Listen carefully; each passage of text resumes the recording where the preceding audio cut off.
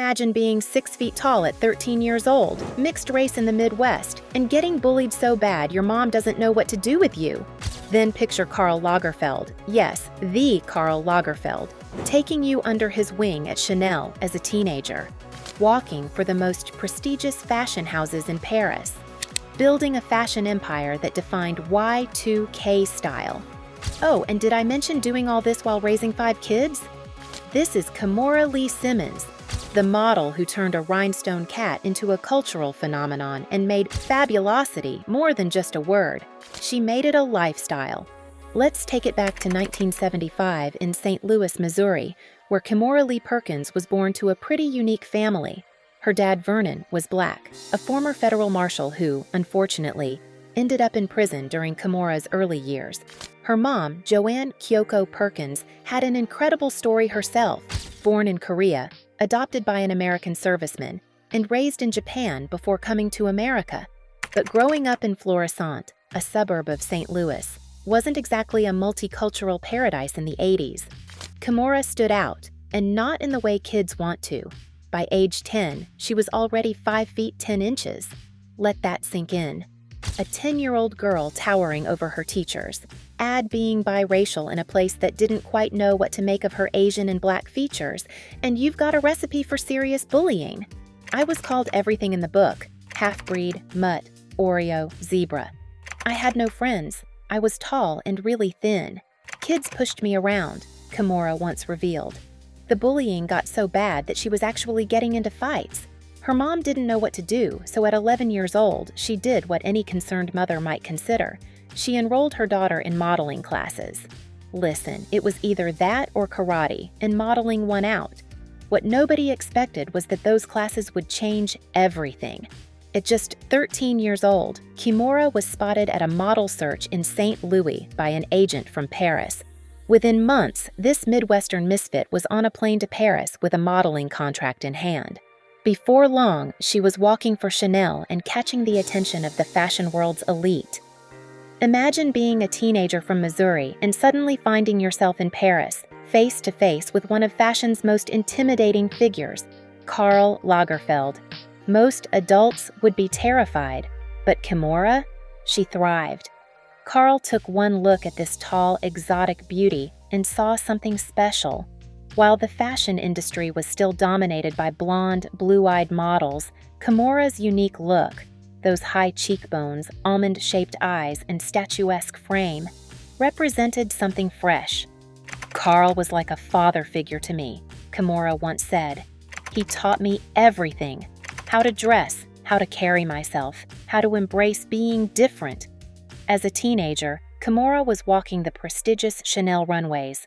Picture it: a girl from the Midwest strutting down the catwalk in haute couture with Anna Wintour and the entire fashion elite watching. Soon, she was booking every major designer: Fendi, Valentino, Yves Saint Laurent, Emmanuel Ungaro, Christian Dior. In an industry where Black models struggled to get booked and Asian models were rare, Kimora, who was both, was breaking barriers without even realizing it. By her late teens, she was commanding top rates as a model. And this wasn't just any era in fashion. This was the supermodel era. While Naomi, Cindy, Linda, and Christy were dominating the scene, Kimora was carving out her own lane as one of the few models of color at fashion's highest level. But the fashion world can be brutal, especially for a teenager. The pressure, the criticism, the constant scrutiny, it would shape Kimora's perspective forever. "Fashion gave me confidence," she said, "but it also taught me that you have to be tough to survive." And survive she did. But Kimora wasn't just going to be known for strutting down runways. A chance meeting at New York Fashion Week in 1992 would change her life and fashion history forever. Picture this: New York Fashion Week, 1992. Kimora, now 17, is walking shows and turning heads. After one show, she meets Russell Simmons, the hip-hop mogul and founder of Def Jam Records. He's 35, she's still a teenager, and he's immediately smitten. Russell later admitted he couldn't get her number that night, but he was determined. He started sending her flowers every week for the next 2 years. They finally started dating when she was 17, and by 1998, they were married in a lavish ceremony on the Caribbean island of St. Barthélemy. The couple quickly became hip-hop royalty. Russell was already an established mogul, and Kimora was making her transition from model to businesswoman. Together, they were a power couple before the term even existed. In 1999, a year after their wedding, Russell had an idea. His menswear brand, Phat Farm, was blowing up in the urban fashion scene. But where was the line for women? Enter Kimora. Russell basically told me, "You should do this. There's nobody speaking to young women in this market," Kimora recalled. And just like that, Baby Phat was born. But let's be clear, this wasn't just another celebrity vanity project. Kimora didn't just slap her name on some clothes and call it a day. She became the creative director, then president, and turned Baby Phat into something revolutionary. Those low-rise jeans with the glittery cat logo on the back pocket, that was all Kimora. The velour tracksuits everyone from J.Lo to your high school's popular girls were wearing? Kimora again. Baby Phat wasn't just clothes, it was a lifestyle. For the first time, young women of color had a luxury urban brand that spoke directly to them. And the runway shows? Pure spectacle. We're talking live tigers on the catwalk, celebrities filling the front row, and after-parties that made the actual shows look tame. During this time, Kimora also became a mom, welcoming daughters Ming Lee in 2000 and Aoki Lee in 2002. She wasn't just building a fashion empire, she was creating a dynasty. By the early 2000s, Baby Phat had exploded into a cultural phenomenon. The brand became a multi-million-dollar powerhouse in the Phat Fashion's empire. Kimora had expanded into everything: fragrance, shoes, jewelry, even a limited edition Baby Phat Motorola flip phone with the cat logo in crystals. But behind the glitz and glamour, Kimora and Russell's marriage was falling apart. They separated in 2006 and finalized their divorce in 2009. Kimora got full custody of their daughters and kept control of Baby Phat. The Baby Phat empire, though, was just the beginning of Kimora's business journey. After the split from Russell, Kimora could have easily rested on her laurels. She had money, fame, and a successful brand. But that's not how she operates. I always say, I'm not the smartest person in the room, not the prettiest, not the most educated or the most experienced, but I'm a hard worker. I don't stop, Kimora once said in an interview. And work hard, she did. While running Baby Phat, she launched Kimora Life in the Fab Lane in 2007, a reality show that gave viewers a glimpse into her chaotic but glamorous life. The show ran for 5 seasons and introduced the world to a new term: fabulosity. Fabulosity wasn't just about being fabulous, though that was part of it. It was Kimora's philosophy: work hard, demand respect, look amazing doing it, and never apologize for your success. The show captured Kimora juggling board meetings and school runs, fashion shows, and play dates. She was one of the first women on TV showing you could be a hands-on mom and a boss. Around this time, Kimora started dating actor Jimon Hounsou. Though they never legally married, they had a traditional commitment ceremony in Hounsou's native Benin in 2008. Their son, Kenzo Lee Hounsou, was born in 2009. On the business front, Kimora was expanding her empire.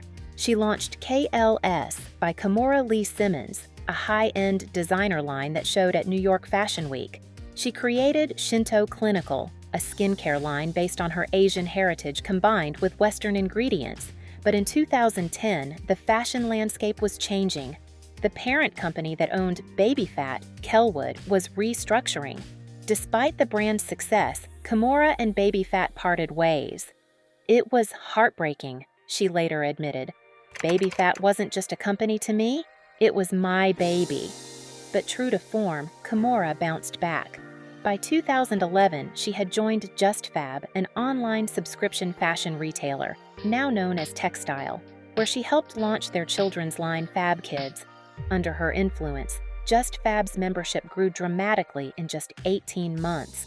Her relationship with Jimon ended in 2012, but Kimora's personal life soon took another turn when she met Tim Leissner, a Goldman Sachs banker. They married in 2014 and welcomed a son, Wolf Lee Leissner, in 2015. Kimora's family grew again in 2020 when she welcomed 10-year-old Gary into her home. He was reportedly a family friend whose circumstances had changed. This brought her brood to 5 kids, ranging from elementary school to college age.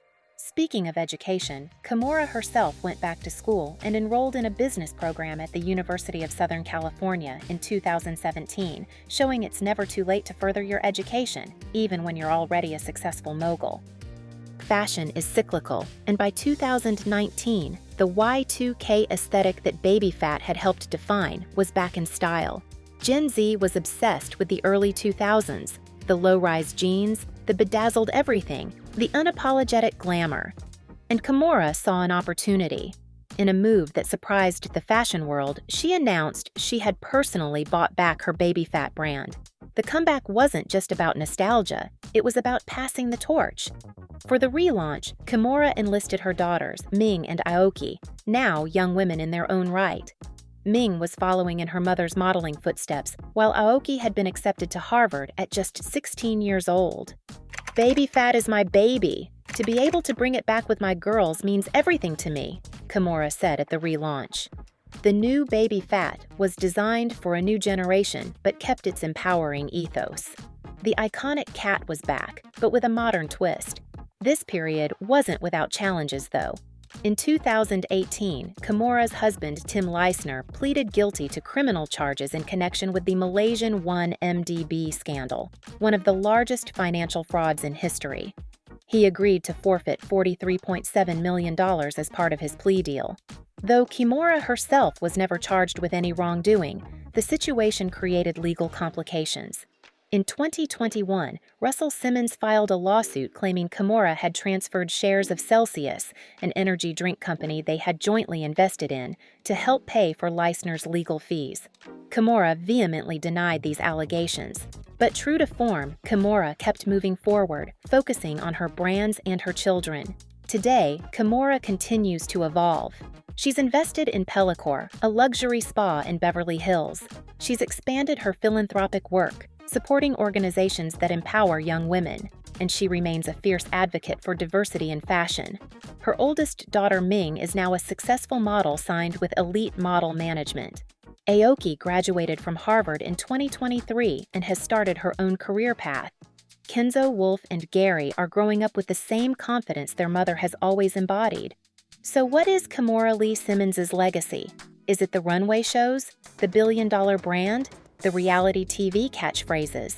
It's all of that, but it's also something more.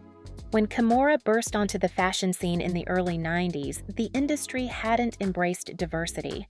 The urban fashion market was largely focused on men, and the idea that a woman could be both glamorous and a shrewd business person was still considered somewhat radical. Kimora changed all that. She made space for herself in an industry that wasn't built for someone who looked like her. She showed that urban fashion could be luxurious, feminine, and profitable, and she built a persona that combined motherhood, business acumen, and unapologetic glam. "I want my legacy to be that I kicked down doors not just for models of color, but for women in business," Kimora once said. "I want girls to look at me and think, if she could do it, coming from where she came from, then I can too." Today, when we see brands like Fenty by Rihanna or Good American by Khloe Kardashian, inclusive fashion lines led by women who don't apologize for being sexy and smart, we're seeing Kimora's influence. When we see modern fashion embracing diverse body types, cultures, and aesthetics, we're seeing doors that Kimora helped open. And when we see young entrepreneurs building their personal brands across fashion, beauty, and entertainment, we're seeing Kimora's blueprint. Her catchphrase might have been fabulosity, but her real legacy is resilience.